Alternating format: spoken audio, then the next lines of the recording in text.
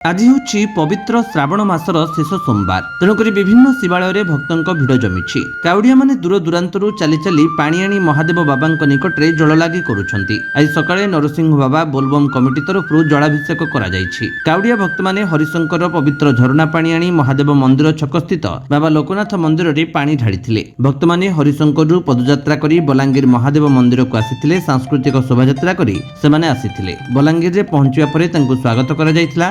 ମହାଦେବ ମନ୍ଦିରରେ ଜଳ ଲାଗି କରି ତାଙ୍କର ଶ୍ରାବଣ ସୋମବାର ଶେଷ କରିଥିଲେ ବୋଲି ଖୁସି ଅନୁଭବ କରୁଥିବା କହିଥିଲେ। ମୁଁ ହେଉଛି ବଲାଙ୍ଗୀର ନରସିଂହ ମନ୍ଦିର ବୋଲବମ୍ କମିଟି ଗୋପାଳ ମେହେର।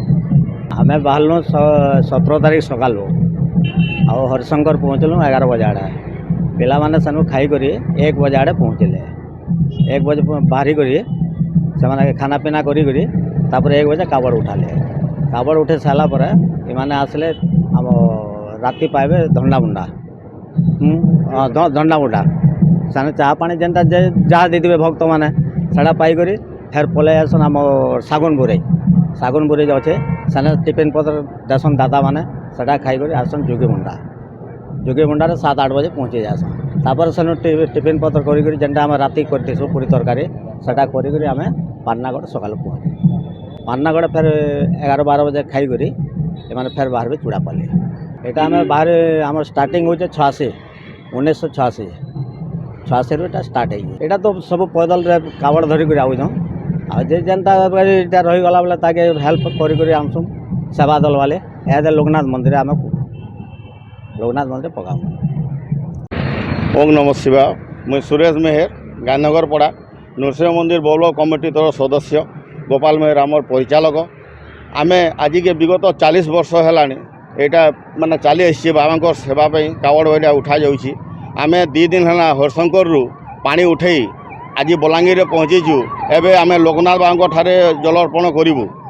एमती बहुत सारा आमर अच्छा कावड़िया भाई मैंने आम 2 दिन है बहुत बाधा विघ्न कष्ट सहीकि आसीचंती किंतु सबू से कृपा तांकर लाभ अच्छी। एबे तो किसी जना पड़ुनी क्या कष्ट मष्ट समस्ते आनंद नाची गई गीत आसुचंती। आउे पानी ढाला सारा कष्ट टी अनुभव करेंगे से आशीर्वाद से भगवान अच्छी। समस्त को माने समस्त जहाँ जहाँ मनोकामना अच्छी सब पूरण हो से बाबा ठारे मुझे दर्पण कर बोलबम।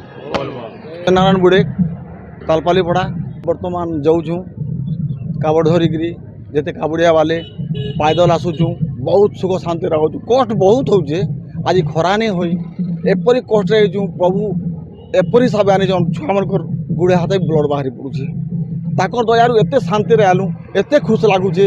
इटा हरिशंकर आनलु सार आम लोकनाथ बाबार ढालमु हो गलान 86 साल सार। और बर्तमान मुई भी दादा सांगे एतकी दिन है छाड़बान नहीं ताकू और मुई सेवा करुचे सांगे आऊचे।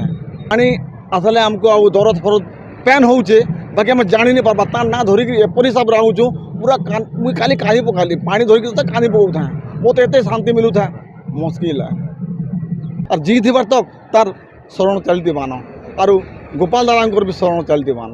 बलांगीर अंजु पृष्टि रिपोर्ट विश्व विजयी न्यूज ओडिशा।